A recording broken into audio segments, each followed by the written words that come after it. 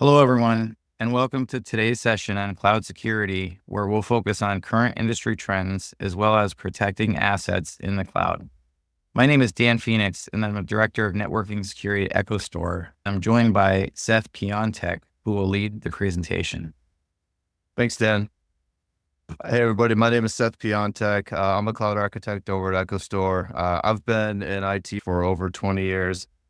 For me, my focus is specifically on helping organizations run workloads in the cloud in a secure manner and make sure that their cloud infrastructure is set up and deployed in a manner to help them scale to whatever their business objectives are.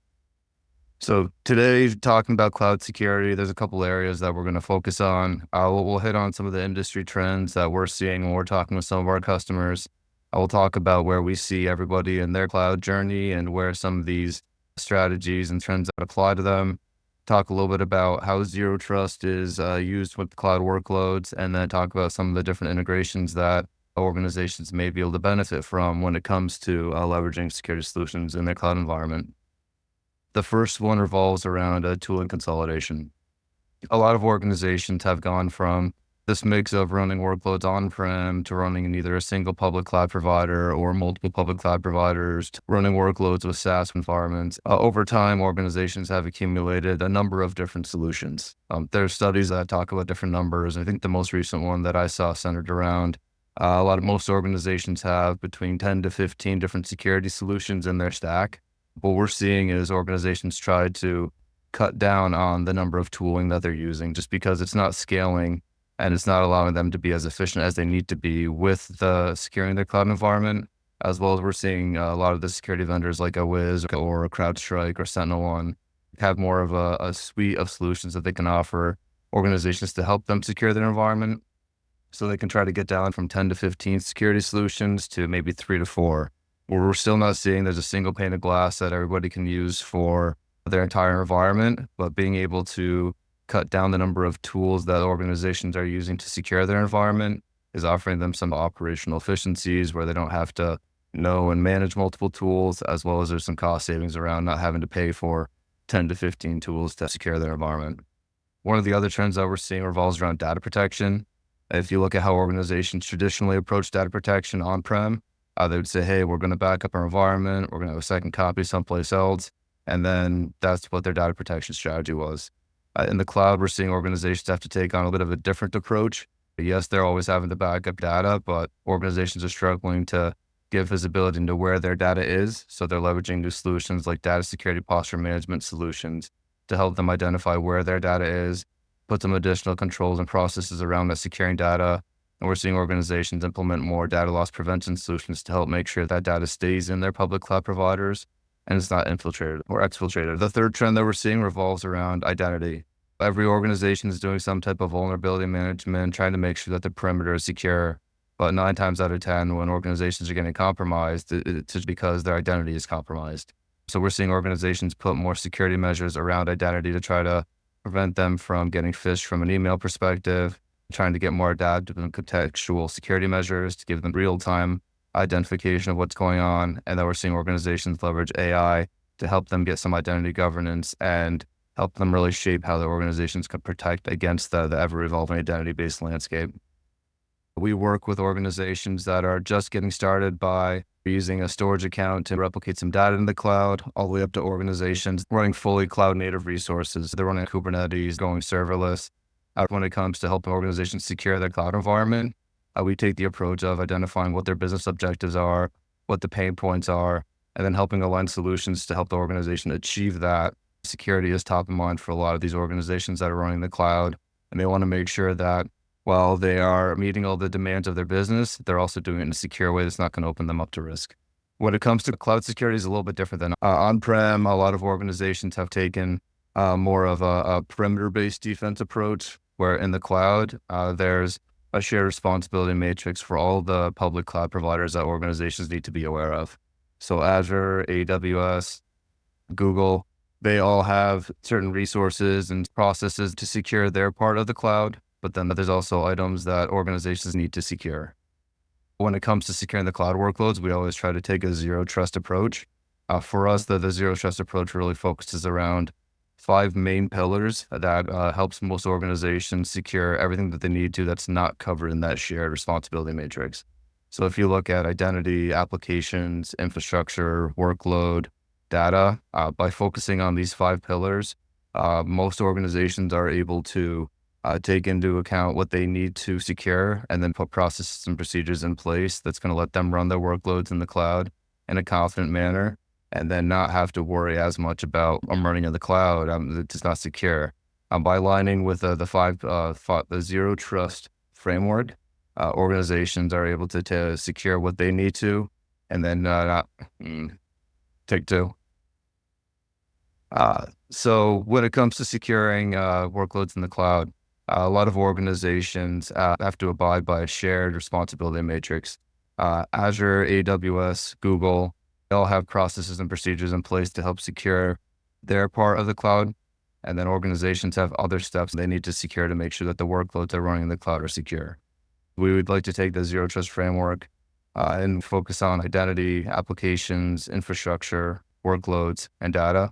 By focusing on those 5 pillars, organizations are able to use their cloud environment, whether it's Azure, AWS, or GCP, in a manner that they know it's secure.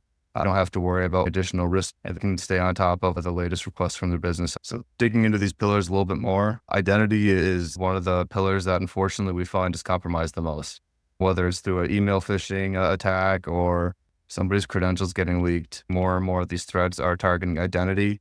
Once the identity is compromised, these threat actors have the keys to the kingdom, and it doesn't matter what you have for firewalling or VPN or any type of security measure. If the credentials are compromised, they have access to pretty much whatever they want. Traditionally, organizations have leveraged MFA to try to help secure their identity footprint, which is great. MFA is absolutely needed as often as it can be used. But we're finding organizations need to leverage some additional security measures in addition to MFA to help them secure their cloud environments.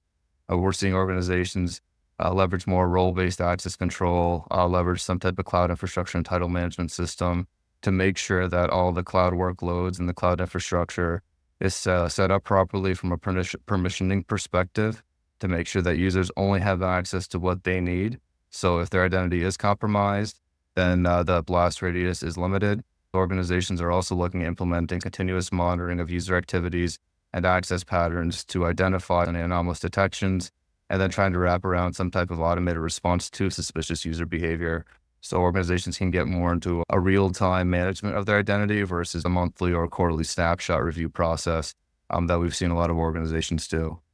This is going to help organizations by leveraging some of those continuous monitoring and the automation solutions. It's helping organizations get into more of a real-time defense of their environment versus more of a point in time. When it comes to applications, everybody's running applications in the cloud these days. Traditionally, you'd see organizations put their applications in the cloud, put maybe a firewall or some type of network appliance in front of the application, and they would call it good from a security perspective. That's absolutely needed. These days, applications need a little bit more security to make sure that there aren't any issues with them. We're seeing organizations have to pivot a little bit more from just taking that perimeter-based defense of their application and leverage more of a, hey, we need to secure the entire life cycle of this application. These pillars all work better together. So from an application perspective, you need to make sure that the application life cycle is secure from a code scanning perspective. You also need to make sure that the identity that's being used to access that application is secure. You need to make sure the workload hosting that application is running and secure. Infrastructure is where a lot of organizations get started when it comes to securing their cloud environment.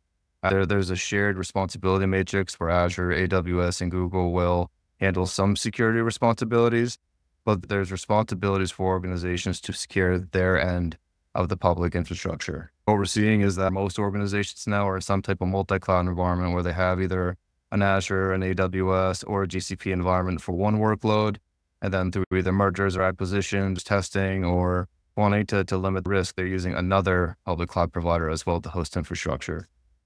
What we're seeing is that the tooling to help secure that infrastructure, especially from a multi-cloud perspective, has grown leaps and bounds over the past couple of years. So organizations can now use more of a single pane of glass to help them secure that multi-cloud infrastructure and give them visibility into what workloads are running in that environment.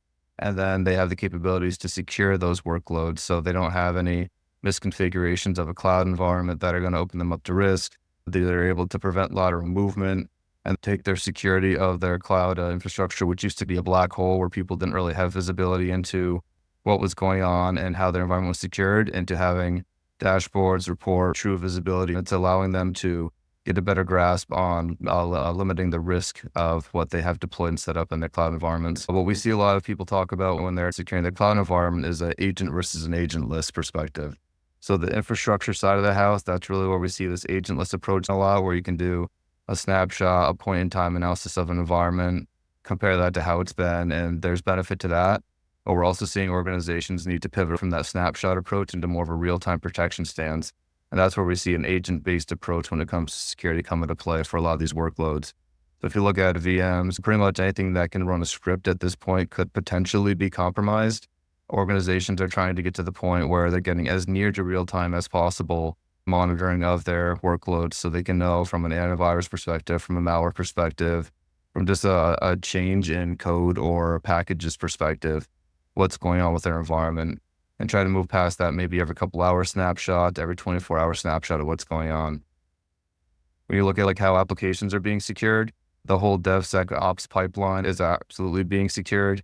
When it comes to workloads, we're seeing a lot of organizations pivot from the traditional snapshot-based approach to more of a trying to get as real-time as possible when it comes to securing these environments. If you look at running VMs or running containers or pretty much anything that can run a script, they could potentially be compromised. So organizations need to have a more up-to-date threat analysis of what's going on in their environment versus what you would get from a traditional maybe every 4 hours or every 24-hour snapshot of what's going on. To help with this, a lot of organizations are having to put agents on some of these workloads, but the benefit of having these agents on the workloads is that it's enabling them to get more real time in their antivirus defense, letting them know what's changed from a file perspective or a packages perspective, and letting them pull that mean time to resolution to a much shorter period of time because they can identify what's happening in their environment sooner. They're able to automate responses and respond to it a lot sooner. So it's really helping organizations improve their security posture, moving more from that point in time snapshot to more of a real-time protection of their workloads. And then the last pillar seems like it always comes down to data. So if you say you're only focusing on one pillar here for the framework, data is the one that I would focus on the most. If something ever happens to your environment, is compromised, and say you lose your entire AWS environment or Azure or Google, if you have a copy of that data someplace else, you're going to be able to rebuild and restore from that data. If that data is gone, you can't come back from that a lot of times. And we've seen it time and time again. So we've seen organizations work on modifying and updating their data protection strategy to move past that. Hey, we're going to have a backup of our data. It's going to be air gapped. It's going to be separated from everything else. We're going to do analysis on those backups to make sure that the backups are clean and that there are no threat actors in those backups, as well as implementing more of the DSPM and DLP technologies to help identify where all that data is, leverage some type of classification labeling system to help make sure that those data protection policies align with the criticality of the data, and then tying in a data loss prevention solution to make sure that the data stays where it is. If identity is compromised, or if there's a bad threat actor, or if you hit with ransomware, data is not going to be accidentally or maliciously exfiltrated from the environment, and it's going to be safe where it's at. And then the benefit to the cloud these days is that a lot of the third-party ecosystems and partners that have been around for a while have always touted how they're API first and their modern architectures. Up until a few years ago, there wasn't much behind that. It was a lot of marketing gimmick. But now we're seeing a lot of partners like CrowdStrike or Rubrik. These partners are all having integrations with other third-party solutions. Instead of being more of a silo and trying to get you to work with everything on their own, there is the type of consolidation going on around tooling to try to use more of a security suite. There are benefits to certain solutions to work together where you can gain some efficiencies. Zscaler is going to talk with the CrowdStrike and give you some advanced functionality that you wouldn't necessarily get from using just a CrowdStrike. So by leveraging the third-party ecosystems, you can, especially for multi-cloud environments, gain some security benefits, gain some efficiencies by leveraging a solution that can help you get more towards that single pane of glass. By leveraging all the new modern architectures, you can decrease the time to deployment. You can increase efficiency because they're a lot more efficient. They're based on cloud architectures, and they're able to take advantage of the cloud-based frameworks here to help organizations modernize their security posture. Thanks everybody for taking the time today to talk and listen to us about cloud security. As you can see here, there's a lot of different areas that we can help you with when it comes to helping secure cloud environments. If you have any questions, we'd love to talk to you about your pain points, what we're seeing in the industry, and how we can help you secure your cloud environments. Thanks everybody. Have a good day.